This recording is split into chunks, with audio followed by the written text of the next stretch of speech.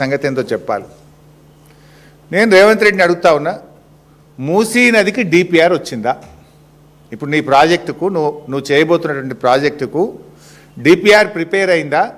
DPR ఉంటే public డొమైన్లో పెట్టు, ప్రజల ముందు పెట్టు. ఒకవేళ డిపిఆర్ ప్రిపేర్ కాకపోతే ఎందుకు నువ్వు పేదల ఇల్లు కూలుస్తున్నావు? ఎందుకు ఆ పేద మధ్యతరగతి ప్రజలకు నోటీసులు ఇచ్చి నిద్రలేని రాత్రులు ఎందుకు గడిపేలా చేస్తున్నావు? నేను అసెంబ్లీ డాక్యుమెంట్ మీ ముందు పెట్టబోతా ఉన్నా. ఇది మొన్న పోయిన అసెంబ్లీ సెషన్లో జనవరి 2026. ఇది this answer is approved by honourable chief minister కింద చూడండి.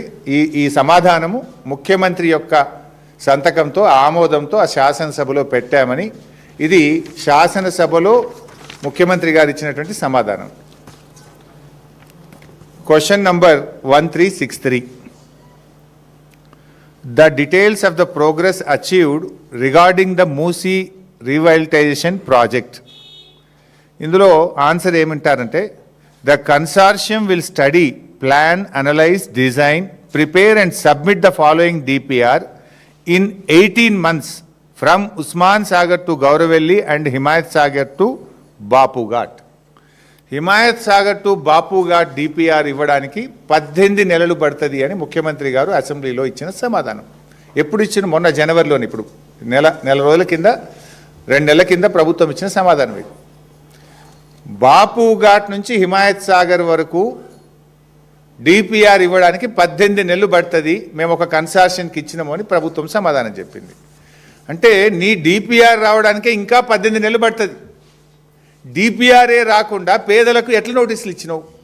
డిపిఆర్ రాకుండా ఇండ్లు ఎట్లా కూలగొడుతున్నావు? అసలు నీ డిపిఆర్లో ఏమున్నదో తెలియదు కదా. డిపిఆర్ ఏమనిస్తుంది ఏజెన్సీ? ఎంత బఫర్ ఉండాలి, ఎట్లా గాంధీ స్టాచ్యూ కట్టాలి, ఎంత దూరం ల్యాండ్ ఎక్వైర్ చేయాలి, అవన్నీ బేసిక్ థింగ్స్ ఎక్కడొస్తాయి? డిపిఆర్లో వస్తాయి. There is no DPR at all. DPR రావడానికే 18 నెలలు పడుతుంది అని అసెంబ్లీలో నువ్వే సమాధానం చెప్పినవు. డిపిఆర్ లేకుండా ఎందుకు పేదలకు నోటీసులు ఇచ్చినావు? ఎట్లా, ఏ బేసిస్లో నోటీసులు ఇచ్చినావు? డిపిఆర్ఏ లేకుండా 10,017 ఇండ్లు కూలుస్తాము అని గెజిట్ నోటిఫికేషన్ ఎట్లా ఇచ్చినావు? వితౌట్ డిపిఆర్ నువ్వు ఈ నంబర్ ఎట్లొచ్చింది? 10,017 ఇండ్లు కూలుస్తాము అనే నంబర్ ఎట్లొచ్చింది వితౌట్ డిపిఆర్?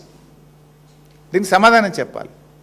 నీ డిపిఆర్ 18 నెలలకు వచ్చేది ఉంటే ఇప్పుడే ఆ పేదలకు ఎందుకు నోటీసులు ఇస్తున్నావు? ఎందుకు బుల్డోజర్లు పంపుతున్నావు? ఎందుకు ఆ ప్రజలకు నిద్ర లేకుండా చేస్తున్నావు?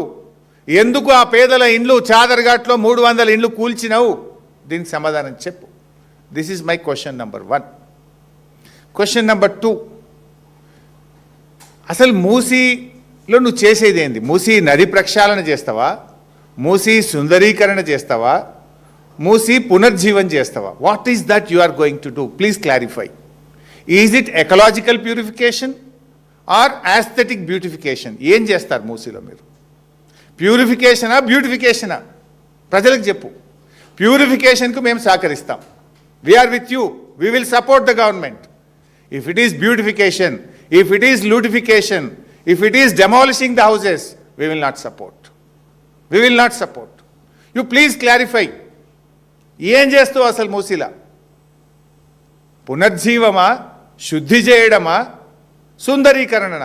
ప్రజలకు స్పష్టత ఇవ్వాలని చెప్పి నేను ప్రభుత్వాన్ని కోరుతా ఉన్నాను.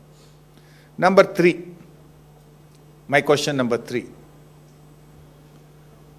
చంద్రబాబు నాయుడు టైంలో స్టార్ట్ అయింది నందనవనం పేరిట ఈ మూసీది. అప్పుడు స్టార్ట్ అయింది. సరే, అందరు ముఖ్యమంత్రులు వారి ప్రయత్నాలు చేశారు. అసలు బఫర్ ఎంత? ఒక ప్రభుత్వం బఫర్ 9 మీటర్లని ఇచ్చింది,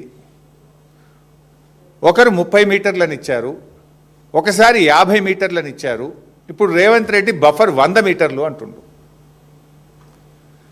అంటే ఈ బఫర్ 100 మీటర్లు పెట్టడానికి is there any scientific study?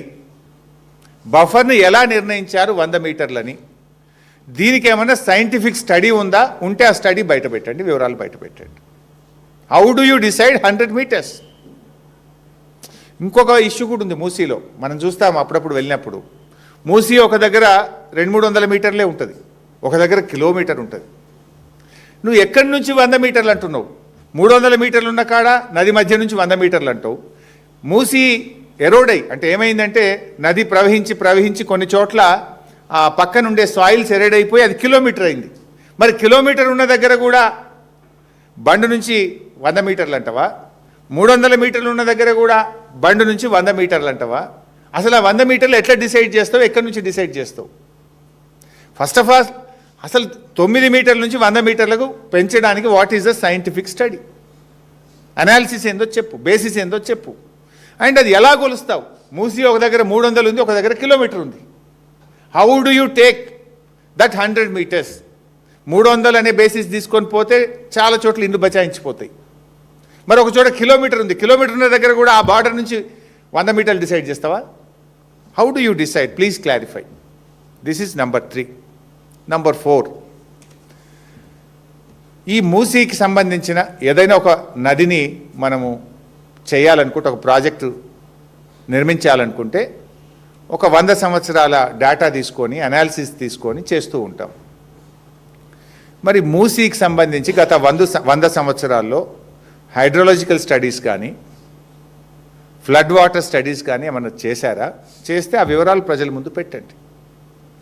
ఇప్పుడు ఎందుకంటే ఒక నదిని మనం పునర్జీవం చేయాలంటే దాని ఫ్లడ్ ఎంత, దాని 100 సంవత్సరాల్లో హైయెస్ట్ ఫ్లడ్ ఎప్పుడు వచ్చింది, లోయెస్ట్ ఫ్లడ్ ఎప్పుడు వచ్చింది, ఫ్లడ్ను ఎట్లా మనం కంట్రోల్ చేయాలి అని దానికి ఏమైనా స్టడీస్ ఉన్నాయా?